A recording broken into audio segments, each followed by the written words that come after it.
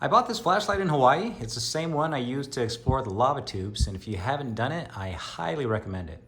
But I want to tie a lanyard off in a way that you've probably never seen before. We are going to use olive drab and forest green camo. I'm just going to take an arm's length out of this. Take your cord by the end points, match them up, and then find the center point. There we go. Now what I'm going to do is take this loop, I'll push it back, and I'll take the two strands and pull them out, okay? Now these two strands in the back here, I'm going to separate them, put my fingers through, and I'm going to pinch right into that hole there.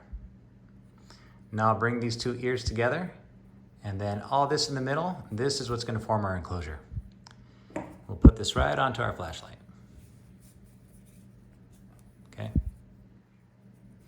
Now originally, I was going to do it right up top and show you how tight we can get this, but here's the problem. As I crank this on, it'll twist the cap, and then I will never be able to get it off for the batteries.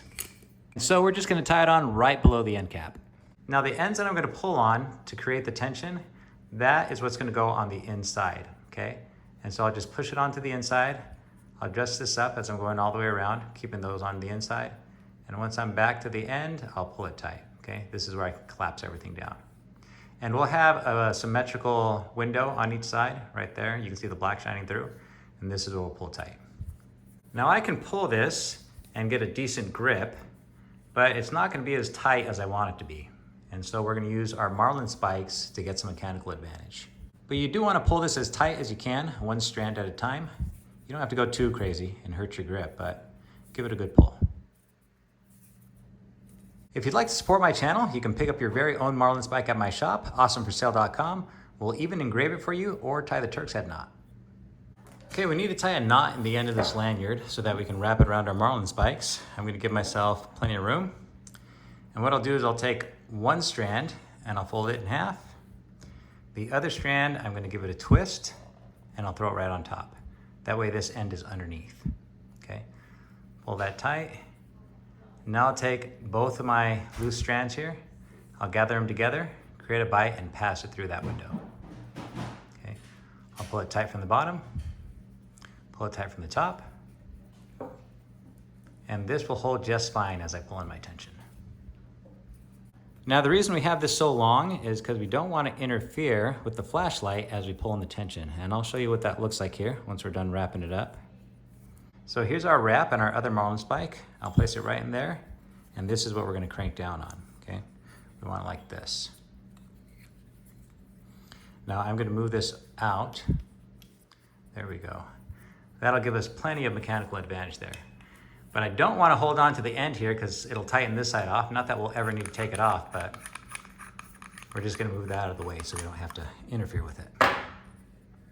Okay, here's our setup.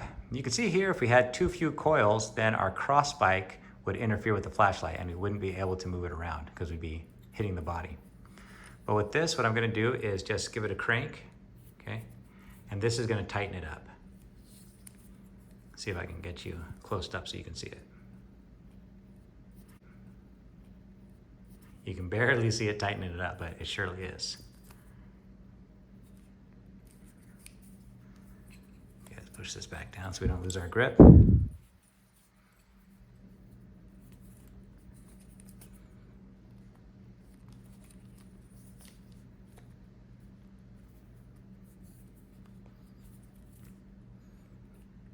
All right, I think that's good.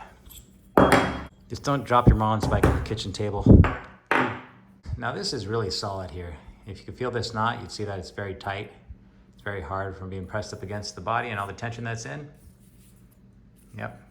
Okay, here we have a few options. One is to do a snake knot where I take one loop, put it towards me. I'll take another loop, tie it away from me, like that. And then I push the strands through the opposing windows. And I'll pull it tight. And this we would just do over and over again until we had a chain of them going all the way through, and then we would loop it back around and connect it, okay? I'm gonna do something a little more simple. What I'm gonna do is just lay with the plating and I'm gonna twist, okay? I don't wanna twist it so that when I let go it unravels. But what I wanna do is twist it so that it lays without unraveling once I let it go. Okay, so I'll give it a twist, lay it over itself, pull it through. And I'm just gonna do that until I get the wrist length that I want. Okay, you can see how that's turning out. Now what I need to do is attach it back to my flashlight up top here. And so what I'm gonna do is hold it tight. I'm gonna bring my strands around, bring them on each side of the handle, okay? And now I'm gonna cross them over. So this strand is gonna make a U-turn and go back. This strand is gonna make a U-turn and go back. Okay. Now from the outside, I'm gonna bring it down around the back. I'll bring it up, okay? We want our twists here to be up top here. We don't want to lose those down below. There we go. Okay, we have this loop here.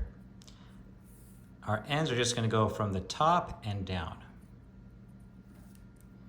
Okay, from the top and down.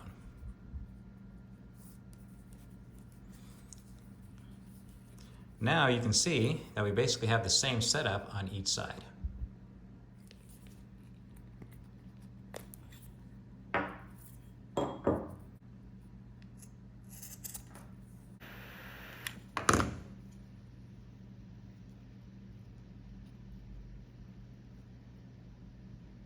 Okay, there it is. Thanks for watching. Now while you're still here, I have a project that I'm currently running on Kickstarter. This is a pack point. It allows you to attach extra anchor points to your backpack. Here's the back side. Okay, it grips on through the cloth.